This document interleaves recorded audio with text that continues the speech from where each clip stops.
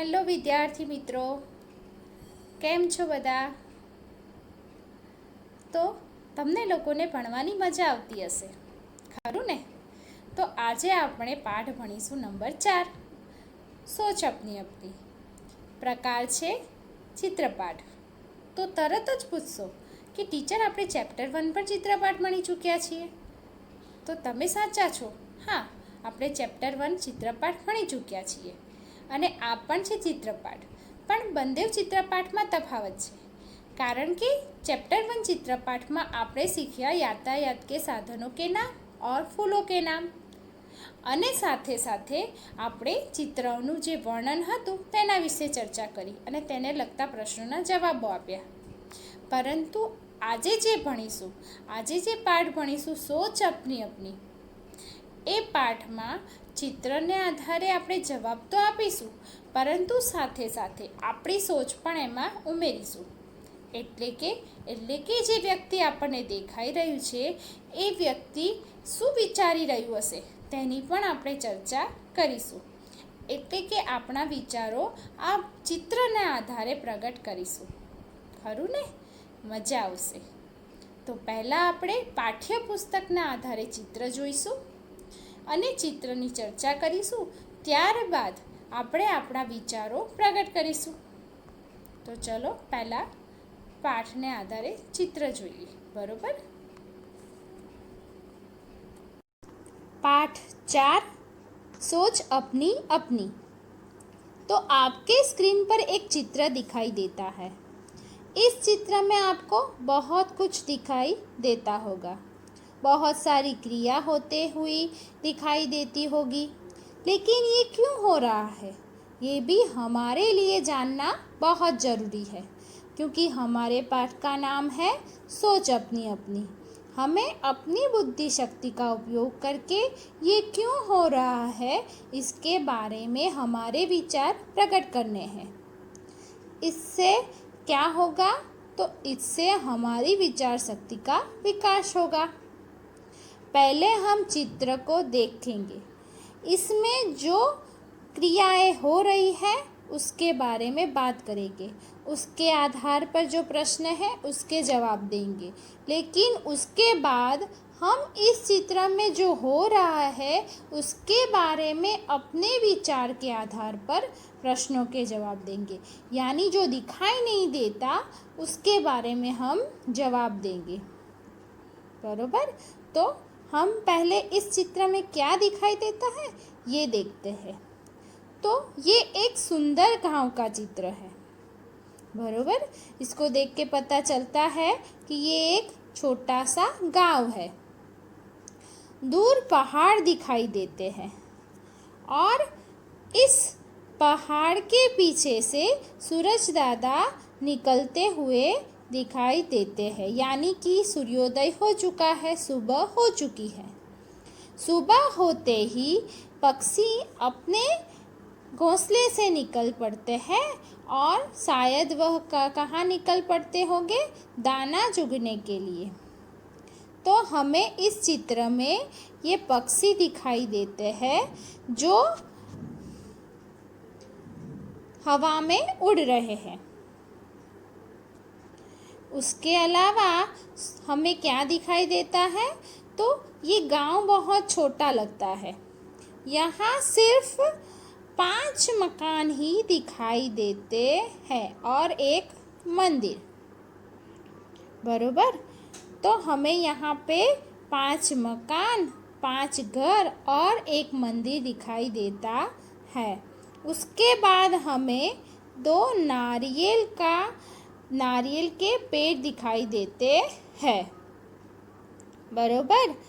और दूसरा तो हमें इसके अलावा एक चरवाहा दिखाई देता है और उसके हाथ में एक लकड़ी है.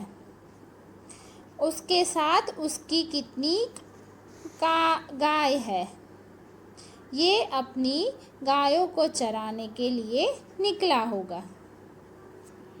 उसके अलावा ये रास्ते पर हमें एक कुत्ता दिखाई देता है और कुत्ते के आगे एक किसान दिखाई देता है. ये किसान है, बरोबर। और कुछ और क्या दिखाई देता है? ये सुंदर बगीचा, रास्ते के एक बाजू सुंदर बगीचा है। उस बगीचे में 3 बच्चे खेल रहे हैं, 2 लड़कियां हैं और एक लड़का। ये तीनों क्या खेल रहे हैं? तो ये तीनों बच्चे, ये रंग बिरंगी तितलियां दिख रही है आपको, तो ये रंग बिरंगी तितलियों के पीछे दौड़ रहे हैं। तो ये है इस चित्र का वर्णन। अब हम स्वाध्याय के प्रश्नों को पढ़ेंगे और उसके जवाब देंगे। अभ्यास, प्रश्नों के उत्तर दीजिए। प्रश्न 1, सूरज निकलने पर पक्षी क्या कर रहे हैं? तो हमने पहले ये चित्र देखा, तो चित्र में हमने क्या देखा? पक्षी क्या कर रहे हैं? तो सूरज निकलने पर पक्षी दाना चुगने के लिए निकल पड़े हैं, बरोबर। अब दूसरा प्रश्न, ये सब प्रश्न चित्र के आधार पर है। दूसरा है, चरवाहा क्या कर रहा है?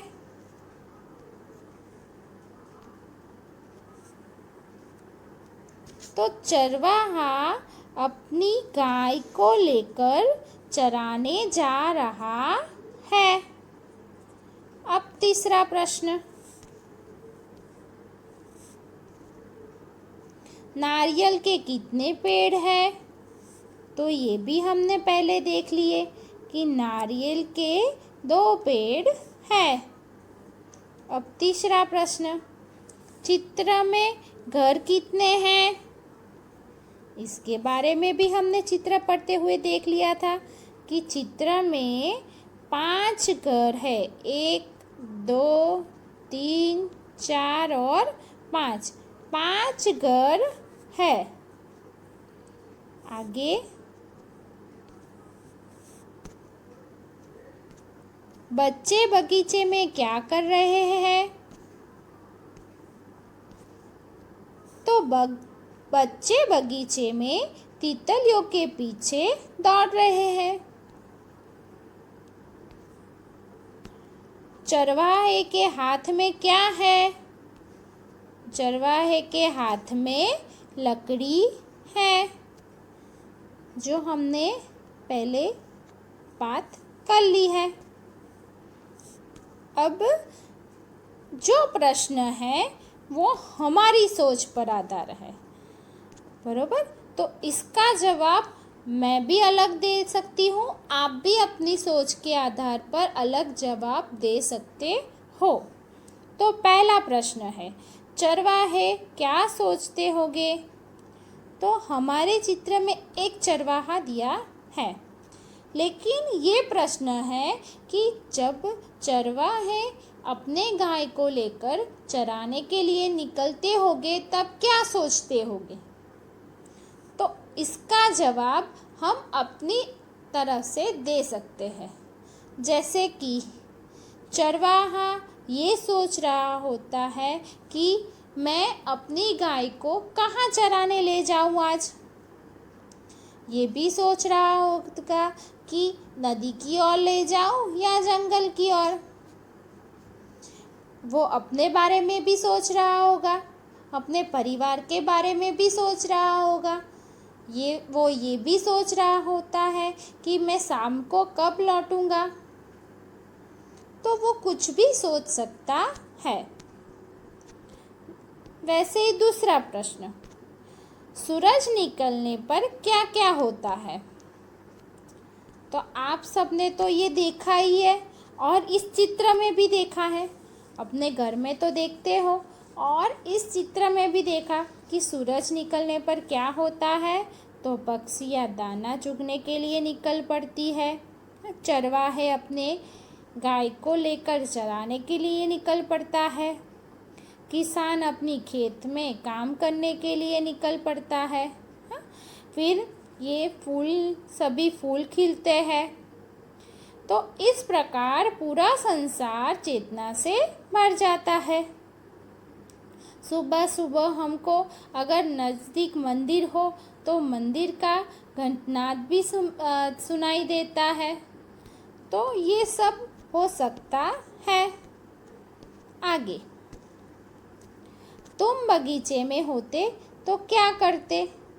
इसका जवाब तो आप भी अच्छी तरह से दे सकते हो कि आप क्या करते। खेलते, फूलों की सुंदरता को देखते, तितलियों के साथ खेलते, झूला झूलते, कुछ भी कर सकते हो। आगे का प्रश्न, कुत्ता क्या सोच रहा होगा? तो इस चित्र में जो कुत्ता दिखाई देता है वो क्या सोचता होगा कि मैं आज कहाँ जाऊँ, किसके पीछे जाऊँ? ये चरवाहे के पीछे जाऊँ, किसान के पीछे जाऊँ या 3 बच्चों के पास जाऊँ? अगर मैं चरवाहे के पीछे गया तो वो चरवाहा कहाँ जाएगा और क्या वो मुझे रोटी देगा? किसान के पीछे जाऊँगा तो किसान कहाँ जाएगा, वो क्या मुझे रोटी देगा? और इन 3 बच्चों के पीछे गया तो रोटी तो नहीं मिलेगी और ये 3 बच्चे वहाँ से भाग जाएंगे। सही बात है। तो ये अपने विचार पर है कि हम क्या सोचते हैं कुत्ते को देख के। हम ये कुत्ते को देखकर, उसकी गतिविधियों को देख के पता चलता है कि वो अभी हमारे पास ही आएगा, वो दौड़ के वहाँ जाएगा, हम ये बोलते हैं। तो बस ऐसे ही विचार इस प्रश्न में प्रकट करने हैं, लिखने हैं। तो ये था हमारा पाठ 4, सोच अपनी अपनी। तो आशा है कि आप सबको इस पाठ की समझ अच्छी तरह हो गई होगी और इस पाठ के आधार पर आप अपनी सोच, अपने विचार को आगे बढ़ाओगे। तो ये है हमारा पाठ, सोच अपनी अपनी। Thank you.